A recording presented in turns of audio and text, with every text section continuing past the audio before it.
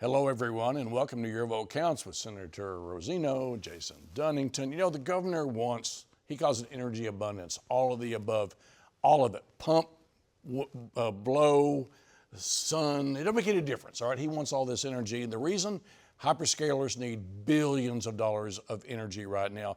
But our legislature, we talked about this a month ago, it's all over the place, trying to pick winners and losers, some say. But this week it got more clear as to what's going on. Perhaps we're starting to see the way forward on this? Yeah, I think so. And energy abundance is luckily something that we have tons of here in Oklahoma. I think it's one of the reasons why so many people are interested in our state. We have abundant wind, we have abundant solar. With new battery technology, we have that opportunity, and we're sitting on a sea of natural gas. So with our oil and natural gas industry, Oklahoma should be looking at all of the above options when it comes to energy. I think what the governor's been frustrated about is a number of bills that have gone through the legislature that would limit the energy industry, whether or not it's in renewables or whether it's in oil and gas, at a time where we're trying to build out the nation's infrastructure with AI. We're going to need every bit of all of the energy we have.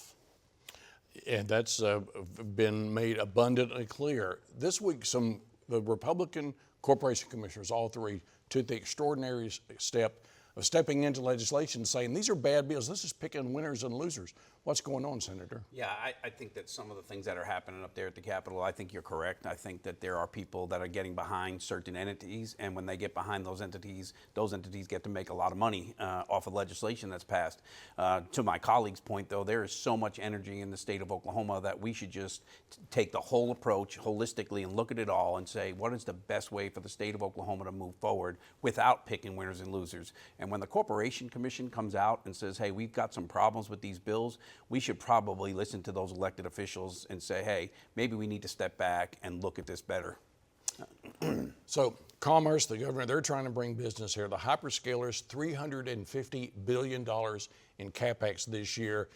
It is amazing what's going on here. We have got to figure out a way to make our executive branch, our legislative branch, look cogent to people trying to bring business here. Yeah, and that's another thing that we've always talked about, right? If the state of Oklahoma wants to succeed, the legislature, the executive branch, we all have to work together. And if we don't work together, it looks like we're not as a team. And when companies want to come here and they want to invest millions and millions and it could be billions of dollars in the state of Oklahoma, if we don't look like we care enough to come together to come up with good programs and good legislation, they'll look somewhere else. And that's what we don't want here in Oklahoma. We want to continue to grow with our abundant energy and say, hey, come to Oklahoma, we're open for business.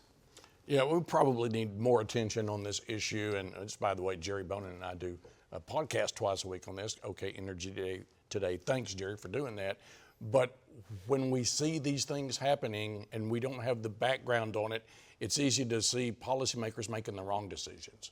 Yeah, I mean, I thought this week was outstanding. The Harold Hamm Institute of Energy hosted a global AI conference just to talk about how important AI is to national security in the United States and how AI is basically manufacturing information, and that we, because of our national security, need to manufacture our own information, which is going to require an immense amount of energy.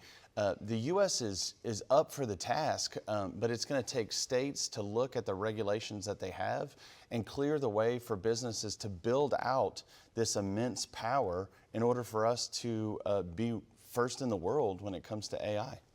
The governor's an oil and gas guy, but he's all of the above. And if we don't do that, we're not going to compete, right? Agree with that? Yeah. Okay, we come back. There's some chaos at the legislature again, and we'll get into it.